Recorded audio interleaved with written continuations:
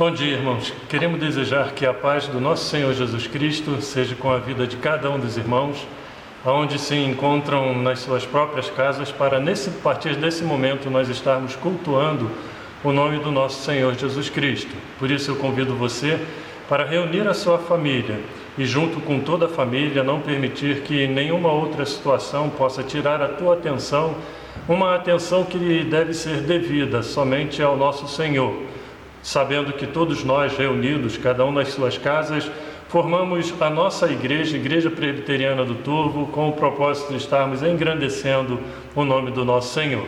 E quero começar esse culto convidando você para baixar a sua cabeça e estarmos orando ao nosso Deus.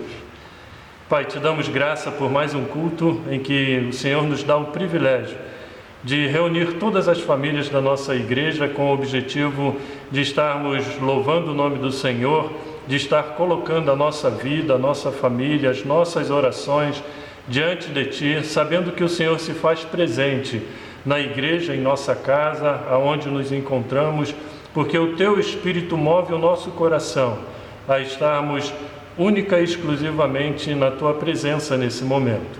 E por isso, ó Pai, te rogamos a Tua bênção, que o Senhor venha falar aos nossos corações através da Tua palavra, dos cânticos que podemos estar entoando e sabendo, ó Pai, que o Senhor é o Deus que nos ama profundamente e que tem cuidado de nós. Obrigado pela Tua proteção que o Senhor tem concedido a toda a Tua igreja, a todo o nosso município, sabendo que mesmo diante dessas circunstâncias adversas que estamos passando, o Senhor é conosco, o Senhor não nos desampara. Por isso, louvamos e engrandecemos o nome do Senhor de todo o nosso coração. Em Cristo Jesus nós te oramos. Amém. Dia Cristo achou-me muito longe do meu lar, perdido já no mundo, sem mais poder voltar. Tomando em seus braços, firmou-me nos meus passos, e agora estamos juntos, voltando para o lar. A presença de Jesus enche o coração de luz, muito preciosa fica e também mais rica esta vida com Jesus. Passamos pelo vale a fim de me provar, em meio a densas trevas, empreende meu andar. Não há nenhum perigo, pois já está comigo, excelso companheiro, voltando para o lar. A presença de Jesus enche o coração de luz, muito preciosa fica e também mais rica esta vida com Jesus. Entramos na atmosfera, envolve aquele lar, no qual meu Pai aguarda, é onde vou morar. Não há no mundo inteiro um outro companheiro que mostre tanto zelo, voltando para o lar. A presença de Jesus enche o coração de luz, muito preciosa fica e também mais rica esta vida com Jesus. Hoje nós queremos estar compartilhando com os irmãos algumas coisas a respeito da igreja em Éfeso. Será uma série de mensagens que queremos estar discorrendo com os irmãos de forma a estarmos observando situações em que os nossos irmãos em Éfeso vivenciaram e que pode ser muito pertinente e enriquecedores para a nossa vida nesse período em que nós estamos, fazendo transposição de algumas situações e percebendo que a Igreja do Senhor, mesmo no passar dos séculos, às vezes vivenciam situações semelhantes, mas situações a qual podemos ver a maneira como Deus trabalhou a Igreja para fortalecer a fé e o amor, que deve ser algo contagiante na vida entre todos os irmãos, cumprindo o mandamento que o Senhor Deus nos deixou de amarmos uns aos outros, de cuidarmos uns aos outros, de estarmos orando, intercedendo uns pelos outros.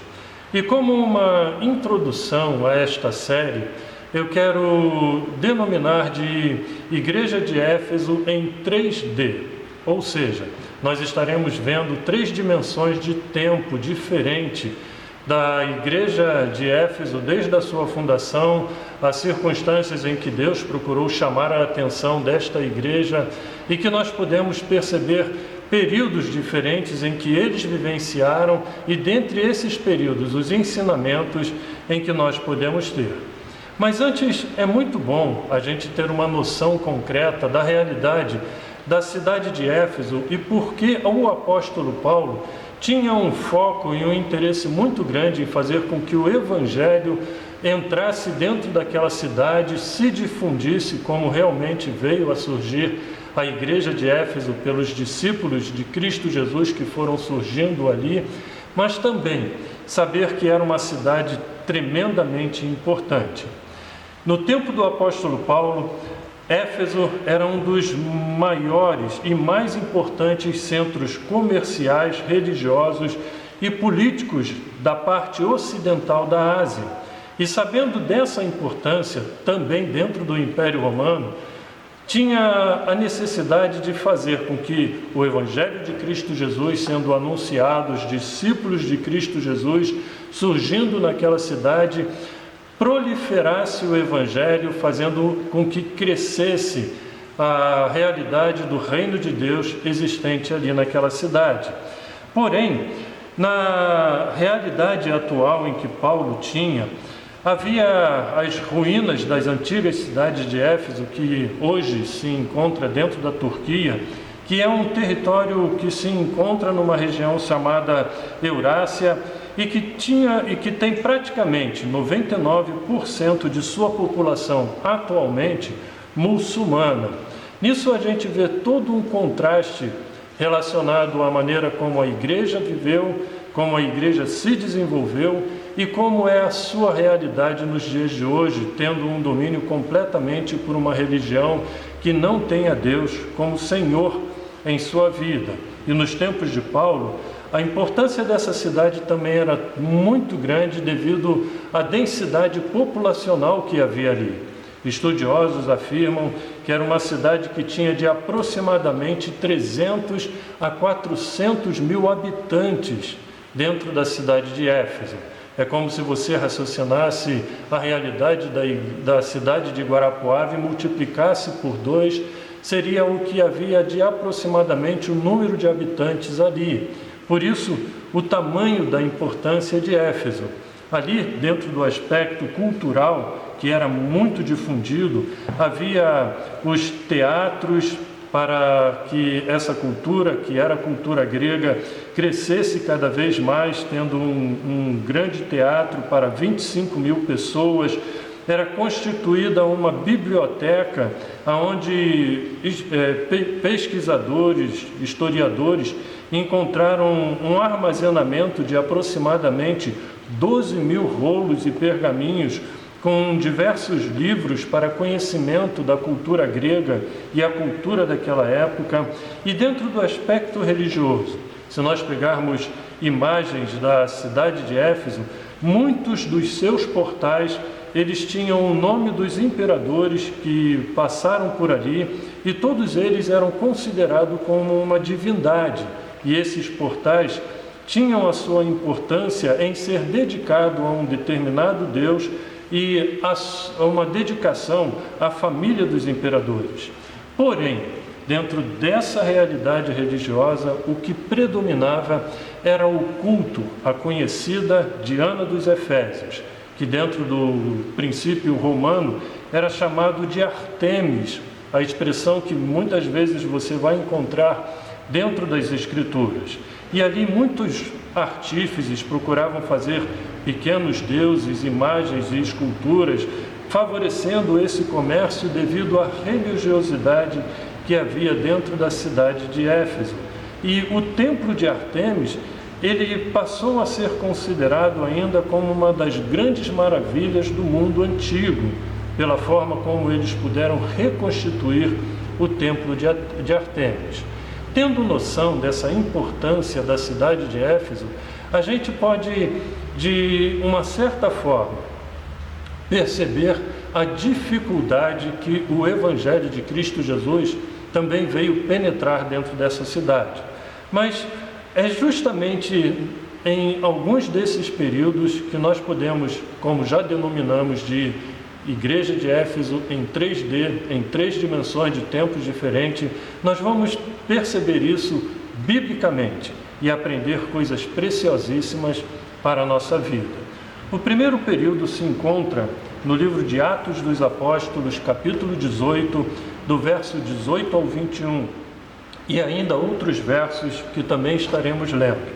Capítulo 18, do verso 18 ao 21, nos diz assim: Paulo permaneceu em Corinto por algum tempo, depois despediu-se dos irmãos e navegou para a Síria acompanhado de Priscila e Áquila. Antes de embarcar, rapou a cabeça em Cencreia devido a um voto que havia feito.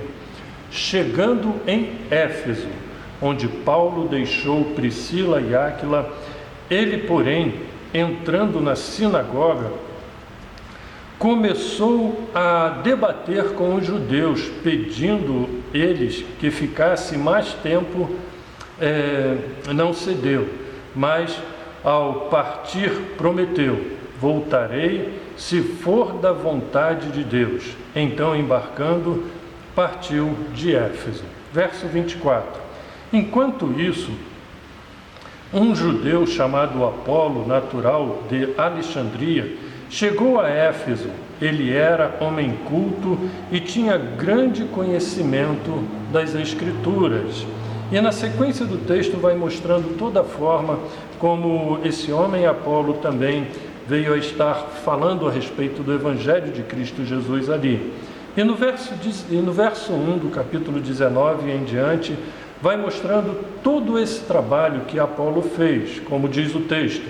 Enquanto Apolo estava em Corinto, Paulo, atravessando as regiões altas, chegou a Éfeso. Ali encontrou alguns discípulos e lhes perguntou: vocês receberam o Espírito Santo quando creram? Eles responderam: não, nem sequer ouvimos se existe o Espírito Santo. Então, que batismo vocês receberam? Perguntou Paulo. O batismo de João, responderam eles. Disse Paulo: o batismo de João foi um batismo de arrependimento. Ele dizia ao povo que cresce naquele que viria depois dele, isto é, em Jesus. Ouvindo isto, eles foram batizados no nome do Senhor Jesus. Quando Paulo lhes impôs as mãos, veio sobre eles o Espírito Santo e começaram a falar em línguas e a profetizar. Eram ao todo uns 12 homens. A gente vai perceber que, através de todo esse trabalho de discipulado que Áquila e Priscila fizeram, aonde Paulo deixou eles em Éfeso, vimos isso no capítulo 18, e logo depois, com a vinda de Apolo, e mesmo depois de Apolo ter ido para a região de Corinto, a gente percebe que alguns discípulos de Cristo Jesus já haviam se tornado ali. Porém, Paulo mostrou a diferença entre apenas crer naquilo que João Batista havia ensinado, mas saber que João Batista também já havia anunciado a importância de que havia necessidade de que fossem batizados pelo Espírito Santo do Senhor, como Paulo veio a estar trabalhando na vida deles, não apenas para que eles tivessem essa compreensão, mas para que eles tivessem a marca de Deus por meio do Espírito do Senhor na sua vida.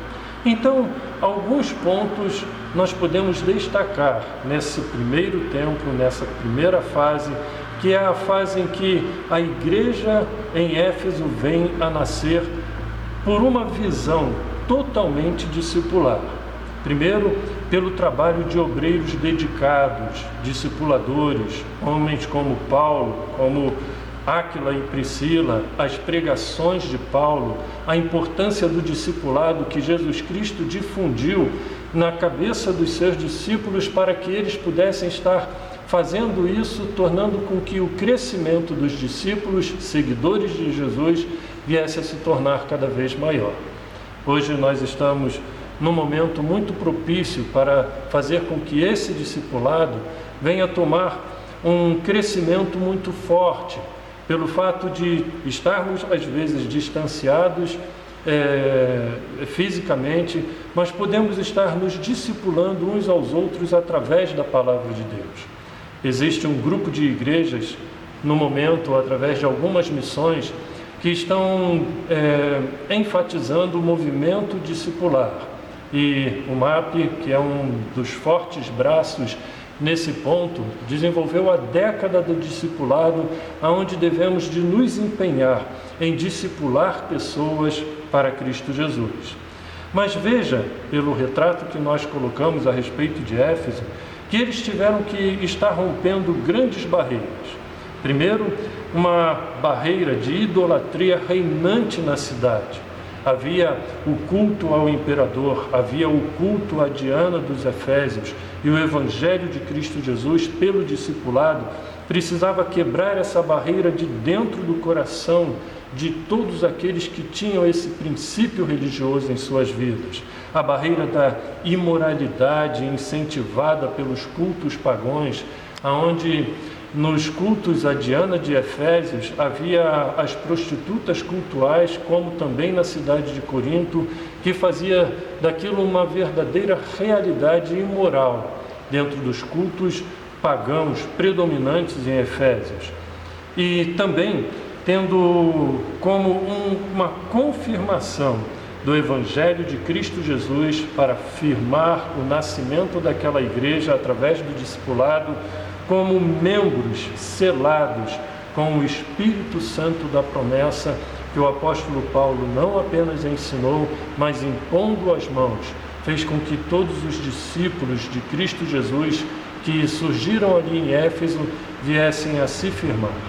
Este primeiro período foi o período de crescimento da igreja, de firmamento, de consolidação, e era aproximadamente entre os anos 52 a 55 depois de Cristo que a igreja de Éfeso veio a nascer.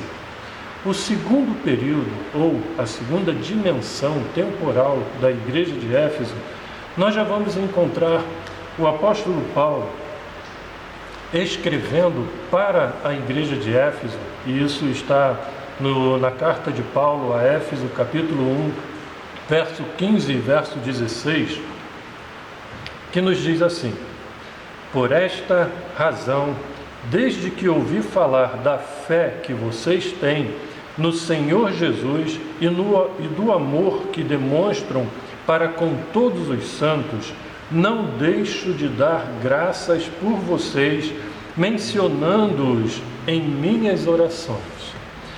Quando Paulo escreve a sua carta para Éfeso, nos seus 6 capítulos, é como se ele dividisse a carta exatamente no meio, em 2 partes, colocando toda uma realidade doutrinária nos 3 primeiros capítulos e depois nos 3 últimos capítulos, realidades totalmente práticas. E dentro do seu livro há algumas orações a ser observada. E na primeira oração que Paulo faz menção, ali no capítulo 1, verso 15 e 16, ele vem expressar exatamente a sua profunda alegria pela vida que a igreja de Éfeso já estava vivenciando.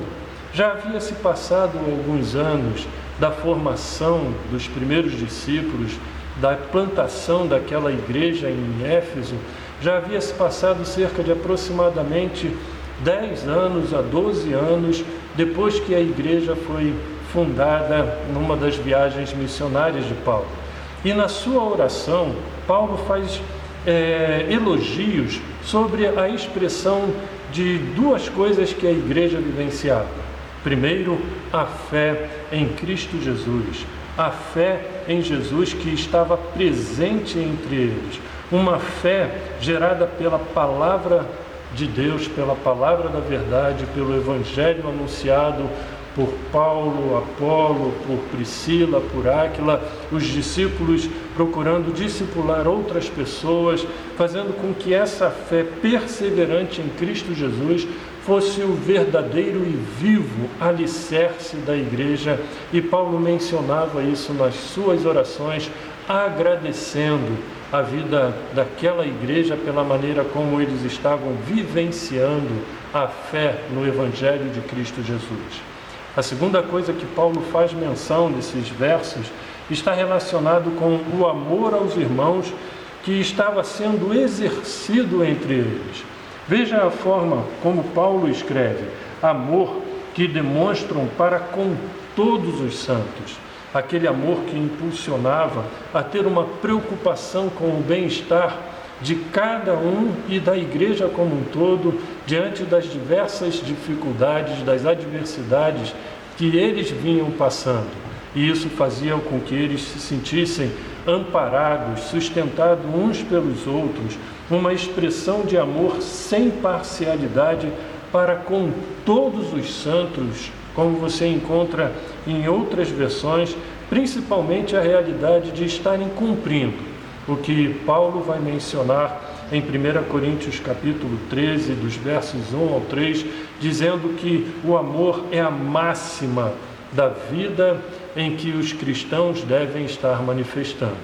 E Paulo procura isso como uma realidade marcante na vida da igreja de Éfeso, em estar enfatizando isso, dando graças ao Senhor.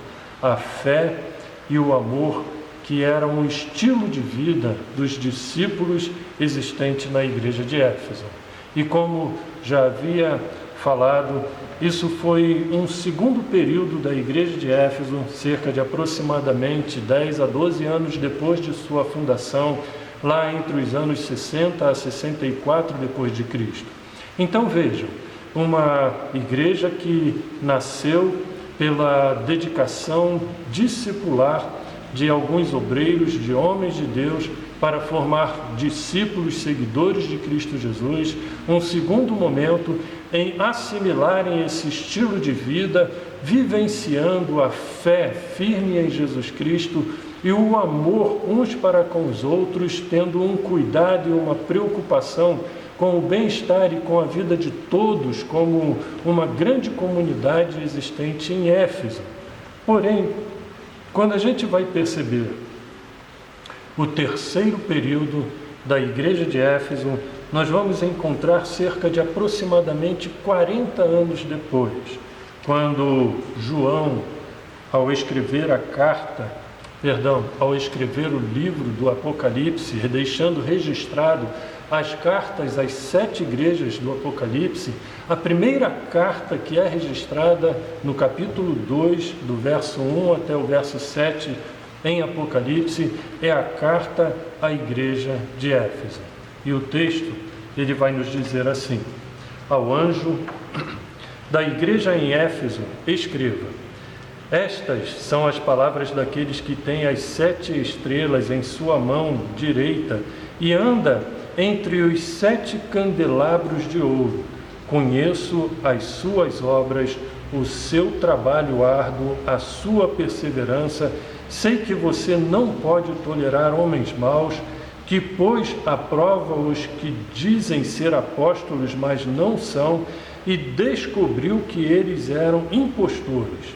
Você tem perseverado e suportado sofrimentos por causa do meu nome, e não tem desfalecido. Contra você, porém, tenho isto: você abandonou o primeiro amor. Lembre-se de onde caiu, arrepende-se e pratique as obras que praticava no princípio. Se não se arrepender, virei a você e tirarei o seu candelabro do lugar dele. Mas há uma coisa a seu favor: você odeia as práticas dos nicolaítas, como eu também os odiei. Aquele que tem ouvidos, ouça o que o Espírito diz às igrejas. Ao vencedor, darei o direito de comer da árvore da vida que está no paraíso de Deus. Observe que quando João registra essa carta à igreja que se encontrava em Éfeso, é como se ele estivesse expressando a seguinte realidade.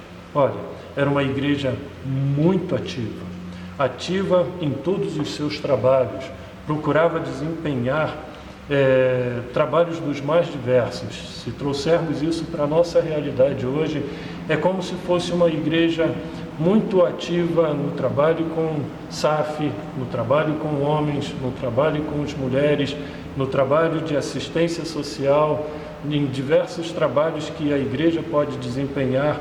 Era algo que Paulo estava destacando. Uma igreja também muito criteriosa no ensino e na doutrina da palavra do Senhor. Uma igreja que era perseverante em suportar os sofrimentos, não se dobrava às adversidades em que ela passava. Mas quando você encontra a expressão que João coloca dentro desse texto em dizer, porém, é como se você pensasse, mas foi uma igreja que abandonou o primeiro amor. Uma igreja que perdeu a essência do cristianismo. A igreja que perdeu a essência em Cristo Jesus. Como simplesmente a carta à igreja de Éfeso dissesse assim, você pode se desempenhar de uma maneira muito dedicada em fazer muitas e muitas coisas. Se não tiver amor, como diz o apóstolo Paulo em 1 Coríntios 13, nada disso vos aproveitará. Uma igreja em que nasceu dentro de uma visão discipular, se desenvolveu, crescendo na fé e na prática do amor, teve um terceiro momento em que a igreja perdeu a essência do amor em Cristo Jesus. Perdeu a essência do que é realmente ser discípulo de Jesus, a essência do cristianismo, de vivenciar o amor uns para com os outros, de uma maneira em estarmos intercedendo, preocupados com o bem-estar uns dos outros. E aqui, quando nós percebemos esses tempos diferentes que a igreja de Éfeso veio a passar, aplicando isso na nossa realidade, nós poderíamos fazer a seguinte pergunta para você refletir profundamente. Em que período a igreja presbiteriana do Turvo se encontra? Um período preocupado em discipular pessoas, fazendo com que todos se tornem fiéis seguidores de Cristo Jesus. Um período em que estamos exercitando, mesmo isolados, a firmeza da nossa fé em Cristo Jesus e em demonstrar amor uns para com os outros, ou um período em que estamos deixando com que o amor venha se esfriar nos nossos corações, mesmo fazendo grandes coisas na vida da igreja, tendo a dedicação em realizar muitas coisas, mas não tendo o devido amor, que é a essência do Evangelho. Em que período a nossa igreja está vivenciando? Mas tomem também isso para uma realidade pessoal na sua vida. Em que período você, como igreja, como templo do Espírito Santo do Senhor, você está experimentando e você está vivenciando?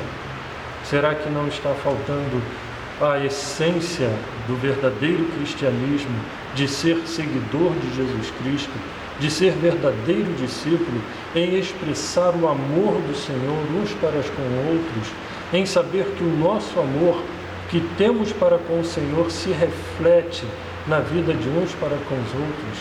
Não deixe com que esse amor se esfrie. Não deixe com que você, como igreja na sua família, seja identificada como a igreja que perdeu o primeiro amor, mas que esse primeiro amor incendeie cada vez mais a sua vida, o seu coração, para fazer com que isso se torne não apenas um calor espiritual dentro de você, mas te impulsionando a ser verdadeiro seguidor de Cristo Jesus como um discípulo do Senhor. Amém? Vamos orar.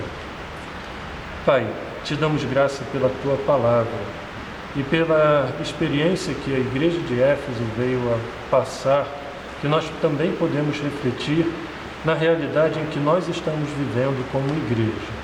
E a minha oração é que o amor em Cristo Jesus seja refletido através da vida de cada um dos irmãos, um para com os outros.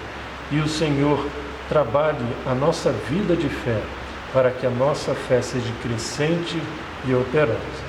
É o que eu te peço em nome do Senhor Jesus Cristo. Amém. Um bom domingo, que Deus abençoe sua vida.